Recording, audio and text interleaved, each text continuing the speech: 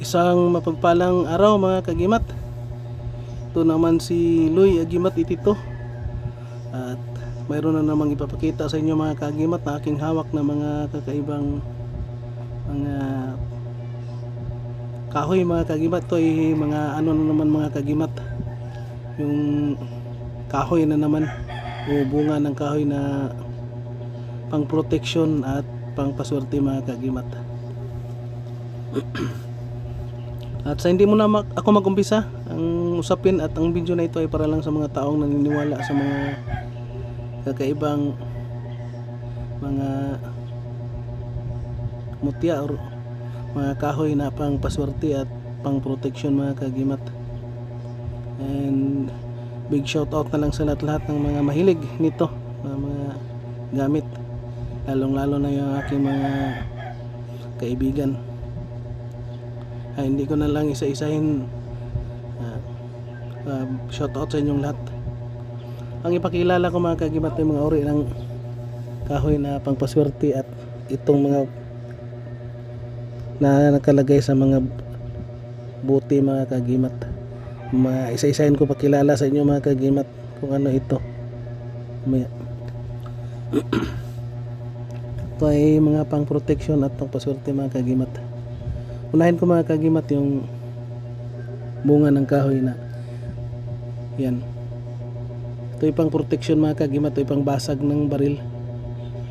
Hindi ka putukan ng baril mga kagimat kung mayroon kang dala nito mga kagimat. Kung mapapansin natin mga kagimat, sarado yan. Yan. At bihira ka lang makakuha ng ganito mga kagimat. Bunga ng kahoy na ano, yan o, sarado. Pangguom mo tawag nila mga kagimat. Ang pangguom may iba't ibang klase yan na ano, may mga kahoy na pangguom, pang hindi ka putukan ng baril. Yan. Ito gamit ito mga kagimat. At ito pa mga kagimat, uri din ito ng pangguom. Yan, kung may titingnan natin parang may bibig siya mga kagimat. Yan. Pero alog mga kagimat. Ano? Kaya kinukuha ko mayroon siyang laman. Pili din ng mga ganito mga kagimat. Pangguom na bunga ng kahoy.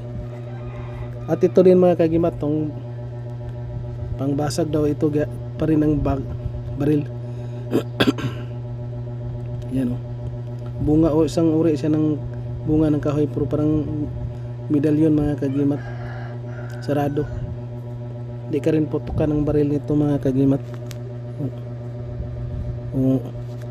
Mayroon kang may tangka sa iyo na ano, hindi maganda, di ka rin ano, maka ano sa iyo, maka penetrate kasi mayroon kang pangguom na kahoy. At pangpaswerte din mga kagimat. Ito mga kagimat parang wallet. Ito yung pinakauna ko nakuha na sa mga ganitong klase mga kagimat. At nakuha ko pa mismo ito sa sindihan ng kandila mga kagimat. Kaya simula noon ko nakakita ng mga klase-klaseng mga bunga ng kahoy mga kagimat. Kaya ito hindi ko talaga hiniwalay sa akin mga kagimat. Kasi sa sindihan ng kandila ko ito nakuha mga kagimat. At ito mga kagimat oh, mayroon pa. At mayroon pa ako sa lalagyan mga kagimat. Hindi ko lang lagay dito lahat. At ito din mga kagimat, isang uri din pero ibang klase nga. Pareho lang sila mga kagimat. Pang paswerte mga kagimat, maganda yan, pang akit ng swerte. Ganitong klaseng bunga ng kahoy. Ito bang pitaka, pitaka na liit mga kagimat, parang wallet. Yan ang kulay niya mga kagimat, parang tiger. Ito mga kagimat, yan o, bunga ng parang buli mga kagimat, pero hindi siya bato, bunga din siya. At ito mga kagimat, pareho lang sila na ito mga kagimat, pero kaibahan nito parang cross siya mga kagimat. Yan o. Kaya ito, gininala ko mga kagimat na napakagandang protection ito mga kagimat. Yan. At ito mga kagimat, bunga ng lumbang o digira mga kagimat. Alog. Pero hindi to mga kagimat, bunga lang, hindi bato. May nakakuha ako nito, bunga ng lumbang na nagiging bato pero kulay yellow mga kagimat. Ito alog, kaya hindi ko binigay mga kagimat kasi akin to. Ito yun din pinakauna ko nakuha na bunga ng kahoy na lumbang na alog. Yan. Bihira ka lang din makakuha ng ganito mga kagimat, alog. At ito mga kagimat, pang protection na maya-maya na ito yung original na mga kagimat, yung maya-maya. Yan o. Maya-maya na salsagan mga kagimat.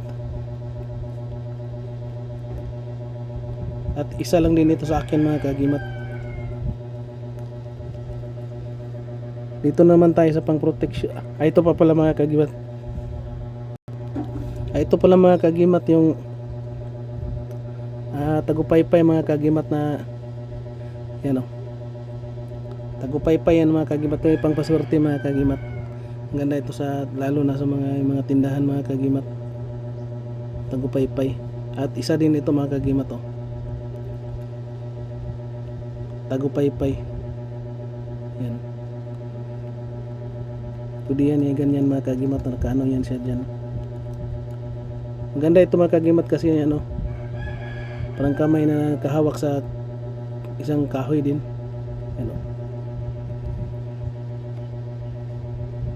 Tagupaypay mga kagimat. At bihira lang tayo makakuha ng ganito mga kagimat. Yan yung dalawang tagupaypay mga kagimat. At dito na tayo sa mga pang protection mga kagimat. Una-una ito yung sinag-araw ko na kahoy mga kagimat. Sinag-araw yan. Yan o. Matagal na to sa akin mga kagimat. Kasi nag-araw na kahoy. Pang protection at pang paswerte mga kagimat ng gamit nito mga kagimat. At itong isang uri ng sinukuan na kahoy mga kagimat. Yan o. May cross. Yan. Nagpasa ng cross mga kagimat. Dito rin. At dalawa yan sa mga kagimat, kulay pula. Yan. Mga kagimat, mga cross. Sinukuan na kahoy. Parang mga kagimat. Iba din yung sinukuan na baging mga kagimat. Ito yung sinukuan na baging. Yan o.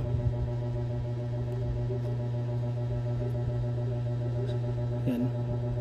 Tatlong klase kasi ito sila mga kagimat. May baging at saka yung kahoy na mga kagimat. At ito yung sa kahoy mga kagimat, yung sinukuan na kahoy mga kagimat. Yan. Ito sa kabila hindi masyado klaro kasi maliit pa sa mga kagimat po. Ito yung sinukuan na kahoy mga kagimat. At ito din mga kagimat, sinukuan na kahoy. Ito yung pinakauna ko mga kagimat na sinukuan na kahoy mga kagimat.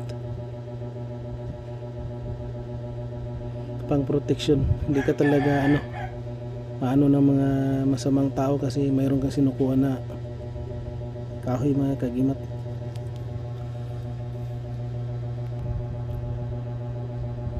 Ang sinukuha na kahoy mga kagimat yan ay maganda talaga pang protection mga kagimat kasi may tangka sa iyo na hindi maganda, hindi sila basta-basta maka penetrate mga kagimat kasi mayroon kang sinukuha na kahoy. Malayo pa lang na sila. At dito na naman tayo sa mga lalagyan mga kagimat. Nauna ipapakita ko sa inyo mga kagimat yung bulaklak ko ng kawayan. Ito sa ibang lugar ito ko nakuha mga kagimat sa bundok. Yan. Bulaklak ito ng bukawi mga kagimat na nag-iisa lang. Yan. Pangpaswerte mga kagimat. Ang halina. Yan. Ako mismo nakakuha ito mga kagimat yung sa bukawi mga kagimat, yung native na kawayan na nag-isa lang talaga na bulaklak. Yan ang nakuha ko mga kagimat sa bundok. At ito din mga kagimat sa kawayan din dito mga kagimat, ibang klase din mga kawayan yung may tinik-tinik mga kagimat na tinatawag nilang yung makapal na ano, kawayan.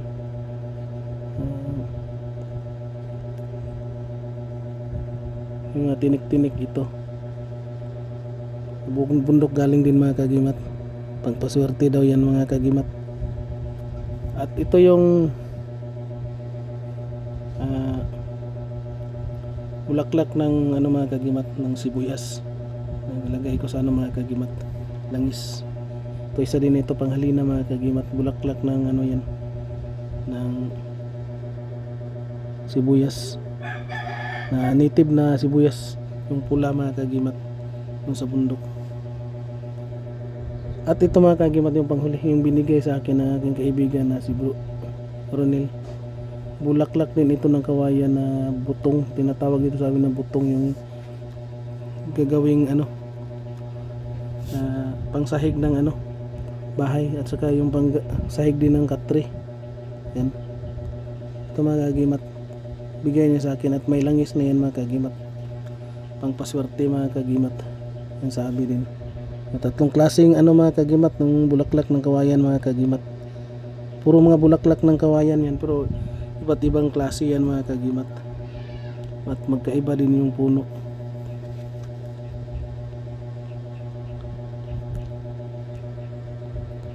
At ito lang muna yung ibabagi ko mga kagimat.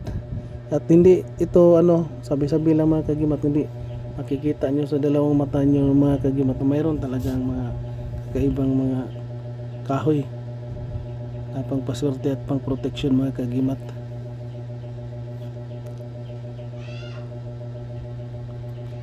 At maraming salamat.